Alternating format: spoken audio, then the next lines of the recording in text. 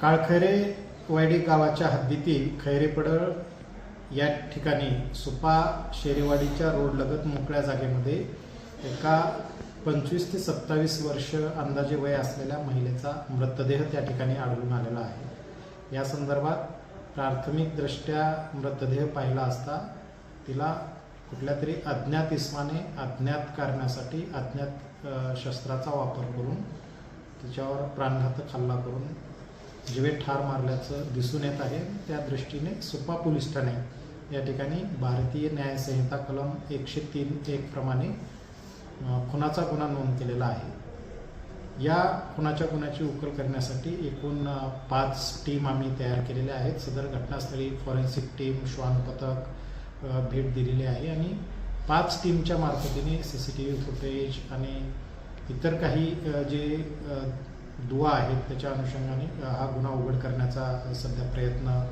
पोलिसांचा सुरू आहे। या गुन्ह्याचा पुढील तपास या पोलीस स्टेशनचे प्रभारी अधिकारी मनोज कुमार नवसरे करत आहेत।